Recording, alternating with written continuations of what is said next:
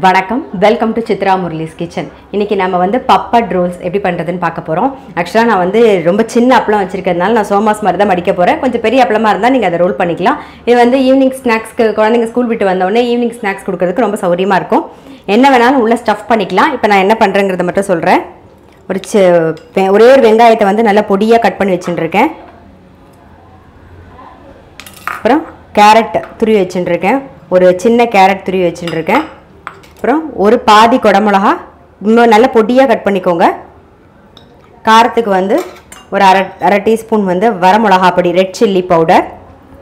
உங்கள்கிட்ட வேறு ஏதாவது இன்னும் கொஞ்சம் காரம் போடணுன்னாலும் போட்டுக்கலாம். அப்புறம் தனியா பவுடர் ஒரு ஸ்பூன், உப்பு, இதெல்லாம் சேர்த்து நல்லா மிக்ஸ் பண்ணிக்கலாம். நல்லா மிக்ஸ் பண்ணிட்டோம் பாருங்கள். இதிலே வந்து நீங்கள் சீஸ் வந்து துருவி கூட போட்டுக்கலாம், வேணும்னா போட்டுக்கலாம். பன்னீர் இருந்தால் அது கூட போட்டுக்கலாம். இப்போ நல்லா மிக்ஸ் பண்ணியாச்சு. இப்போ நான் வந்து இந்த பாருங்கள், இந்த மாதிரி இந்த சைஸில் அப்பளம் எடுத்துகிட்டு இருக்கேன். நீங்கள் கொஞ்சம் பெருசாக எடுத்துக்கோங்க, உங்களுக்கு சௌரியமாகவும் இருக்கும். அதை வந்து தண்ணியில் வந்து ஊற வச்சுருங்க. இந்த மாதிரி ஊறினதுக்கப்புறம் இந்த மாதிரி சாஃப்டாக வரணும். இங்கே பாருங்கள் எவ்வளோ சாஃப்டாக இருக்குது. இந்த மாதிரி சாஃப்டாக வரணும்.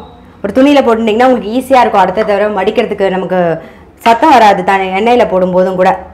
பாருங்கள், இந்த பக்கம் எண்ணெயும் காய வச்சுருக்கேன். இப்படி பண்ணணுங்கிறத காமிக்கிறேன். இதில் வந்து இந்த ஸ்டஃபிங் வச்சுக்கோங்க. ஒரு நிமிஷம் இருங்க, சின்ன ஸ்பூன் எடுத்துக்கிறேன். பாருங்கள், நான் ரொம்ப சின்னதாக இருக்கிறதுனால ஸ்டஃப் பண்ணுறது கொஞ்சமாக ஸ்டஃப் பண்ணிக்கோங்க, அப்புறம் மூட முடியாது. இது வந்து மைதா மாவு. மைதா மாவு வந்து கொஞ்சமாக தண்ணி விட்டு கரைச்சி வச்சுட்டுருக்கேன்.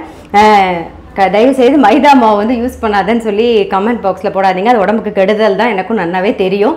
அதுக்கு ஆப்ஷனலாக வேறு என்ன பண்ணுறதுன்னு எனக்கு தெரியல. உங்களுக்கு தெரிஞ்சால் எனக்கு எழுதி அனுப்புங்க. இது வந்து சும்மா நம்ம ஒன்றும் ரொம்ப ஃபுல்லாலாம் யூஸ் பண்ண போகிறது இல்லை, ஜஸ்ட் அதை மூடுறதுக்காக மட்டும்தான் யூஸ் பண்ண போகிறோம். அதனால நான் மைதா மாவு எடுத்துட்டுருக்கேன். பாருங்கள், நல்லா சைடில் ஃபுல்லாக தடவிடுங்க. இதுக்காக மட்டும்தான் யூஸ் பண்ணுறோம், அதனால் ஒன்றும் பிரச்சனை இல்லைன்னு நினைக்கிறேன் நான்.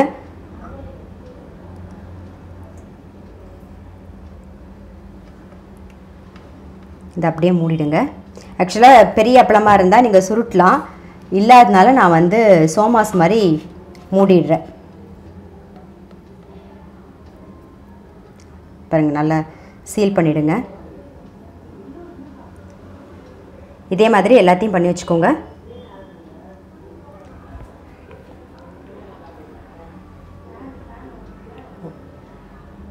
இருங்க, என்ன காஞ்சிருத்து, நான் ஒன்று போட்டு காமிக்கிறேன். அப்புறம் நான் எல்லாத்தையும் அதே மாதிரி பண்ணிவிட்டு உங்களுக்கு பொரிச்சு காமிக்கிறேன்.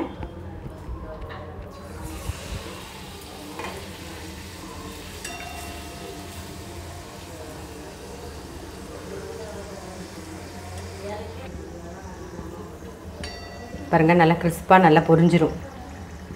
இதில் நீங்கள் வேணும்னா கொஞ்சம் உருளைக்கிழங்கு இருந்தால் அந்த மசால் கூட வச்சுக்கலாம். ஸோ ஸ்டஃபிங் உங்கள் இஷ்டம். நல்லா இந்த ஓசை அடங்குற வரைக்கும் பொரிச்சு எடுத்துருங்க. இப்போ எடுத்துடலாம் பாருங்கள். இந்த ஷேப் தான் இல்லைங்க, நீங்கள் வந்து கொஞ்சம் பெரிய அப்பளம் எடுத்துட்டிங்கன்னா அதை நல்லா ரோல் பண்ணிக்கலாம். இப்போ சின்னதாக இருக்கிறதுனால நான் வந்து சோமாஸ் ஷேப்பில் பண்ணிட்டேன். இந்த மாதிரி எல்லாத்தையும் பொரிச்சு வச்சுக்கோங்க. இப்போ நம்மளுடைய பப்பட் ரோல்ஸ் வந்து ரெடி ஆகிடுது. இது வந்து சாஸ் தொட்டுன்னு சாப்பிட்டிங்கன்னா ரொம்பவே டேஸ்ட்டாக இருக்கும். கண்டிப்பாக ஸ்டஃபிங் வந்து உங்கள் இஷ்டம், எது வேணாலும் நீங்கள் வச்சுக்கோங்க. கண்டிப்பாக உங்கள் வீட்டில் ட்ரை பண்ணி பாருங்கள். நான் அடுத்த ரெசிபியோடு சந்திக்கிறேன்.